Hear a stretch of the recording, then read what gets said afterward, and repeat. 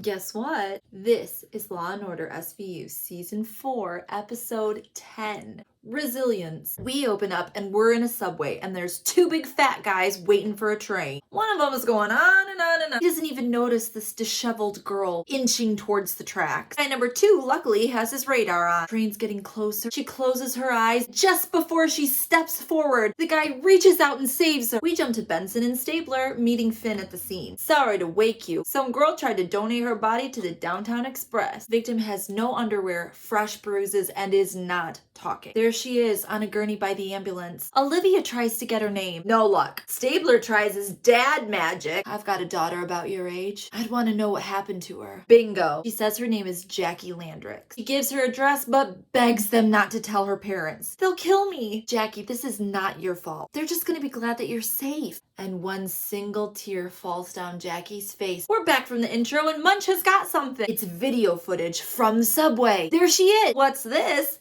Some dude walking in behind her. Look at that camera. There he is again. He's there the whole time until after Jackie is stopped from jumping. Then he takes off running. Looks like he's got something to hide. We enhance and zoom in and print out a screen print of this motherfucker. Using the logo on his shirt, we trace him to the job he got fired from. His name is Carl Surratt. Not only did this guy get fired, but he's also got 2 assault charges. We jump to the hospital where the doctor has performed the rape kit. Yep. Fluids and abrasions. Not only that, but she had like restraint marks. This poor baby was tied down. We're gonna talk to Everybody Loves Raymond dad first. He says he's got 2 sons, so we need everybody's DNA. I don't know, something's rubbing me wrong about this guy. Benson is in with Jackie and she's ready to talk. I was walking home from school and some guy grabbed me and pushed me in his car. And your heart's just breaking as she describes the rape. Once he was done, he left and she loosened her straps and got the hell out of there. Okay. We're gonna show you some pictures. She takes a look and points to one of the dudes. This guy was following me at the station. But she doesn't know if he's a rapist because she was blindfolded. Well, is there anything you do remember? He doesn't want to say, especially because her parents are in there. His penis had a ring. So jump to an interview room with Carl. And it looks like they've all had something to eat. And at the same time, on the other side of the glass,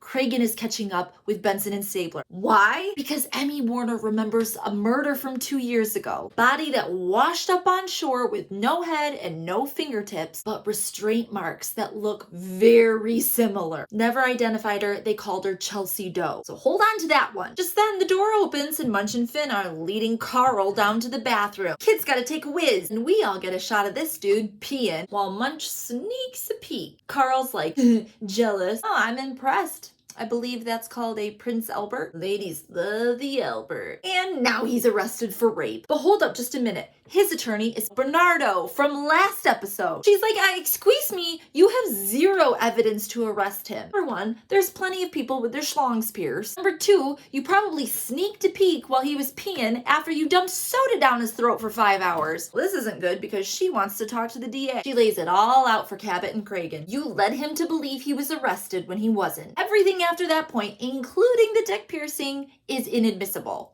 I'm gonna tell the judge and I'll probably win. Cabot's like, shit, she will probably win this. I hope you have something else. Cragen's like, how about a dead body? One by the name of Chelsea Doe. Benson and Stabler head to the morgue and Warner's got this headless corpse laying on the table. And it's not great news. Those restraint marks are similar, but not an exact match. Chelsea Doe had rope burn, but Jackie had straps. Not only that, Chelsea Doe was in the water for 2 weeks, so there goes any chance of fluid evidence. The person who raped Jackie, the same person who killed Chelsea Doe, we don't know yet. But here's something interesting. Got a preliminary result back from the rape kit. There are 2 blood types. More than that, one of these guys is taking high blood pressure medication. What, like an old guy? The good news is that it didn't match her dad, which is where my squirrel brain went first. Well, it looks like we've got to ask Jackie. We get to the house and mom's running a damn daycare. They're making cookies right now. I'm not even kidding. There are kids standing on the table, kids standing on chairs, towels draped over things, and like a broken plate, just chunks of ceramic sitting there. She's like, oh, okay, so did you find any? No, don't leave them in there. That is a hazard. Benson and Stabler said, it's okay. You go back to what you're doing. We're gonna talk to Jackie. Hey, there was 2 rapists. And she still doesn't know anything because she was blindfolded. But Stabler's Dad's senses are tingling. Hears something and walks down the hall to a next bedroom. And there he finds Sally, the little sister. She must sense that he's a dad because she comes right over and like sits on his lap. Can I have your pen? Okay, why? For a present, for me. I like this kid. But just then, Stabler looks over and sees pill bottles. Huh. Hey, Sally, can you tell me who James Randall is? Sally says he lives with us. Is he old? Like me? Sally says, no, worse. Can I go now? Stabler heads back in and asks Jackie, tell me about James Randall. What? Nothing. Why are you asking me questions? Runs out. Well, no wonder she's not talking. Her rapist is right down the hall. We've got James Randall in an interrogation room. This douchebag sounds like Jim Jordan, and I immediately hate him. Just because I take high blood pressure medication doesn't mean I raped anybody. He is so adamant, in fact, that he is ready to whip his dick out and give a sample right there. Take it easy. We can do a spit swab. Okay, so usually guilty people don't want to give their DNA, so he's either innocent or really stupid. Guess what else? The results are back from Jackie's cervical exam, and she has cervical dysplasia. So the girl without a boyfriend has had a lot of boyfriends. Easy, guys. Let's not slut shame. Benson and Stabler head over to the school to find out about said boyfriends. Concerned teacher says that, yeah, she was sleeping with a senior who was 18, which is statutory rape. Teacher says, I put a stop to it. Guess what that student's name was? Carl Surratt. Oh shit, Prince Albert. Okay, Jackie, you know Carl Surratt. Why did you say he raped you? Because you showed me his picture in a lineup. She reiterates that she didn't see anything because she was blindfolded. She's had enough and takes off down the hall. Dad expresses a ton of regret letting a 40-year-old man rent in their home. Usually we only rent to women. Just then Mom comes home with little Susie, who immediately grabs Stabler's hand and leads him into the hallway. Shh, I got you a present. Don't tell. She hands him this early 2000s beautiful bracelet.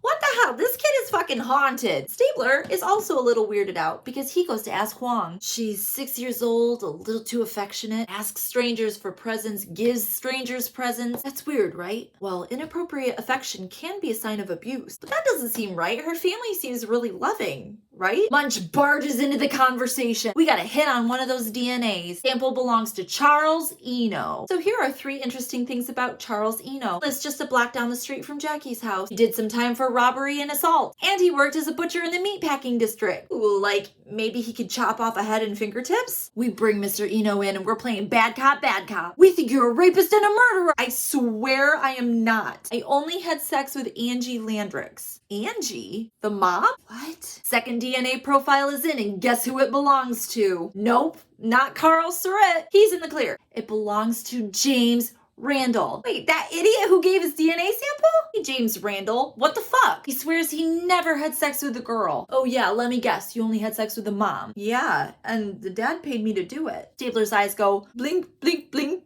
Okay, Huang, what the fuck is going on? Dad sounds like a sexually obsessed narcissist, meaning he gets his kicks by pimping out his wife and daughter. It's like a little cult. And they all stay silent because they don't want to ruin the family. It's called child sexual abuse accommodation syndrome. One guesses that this dude's fucking impotent or something. Shit, Mom runs a daycare center out of her house. We gotta get those kids out of there. So they go in and bust up this daycare center and they're putting kids in a van. Angie's like, wait, I have to call their parents. She looks at Jackie and says, what have you done? Problem.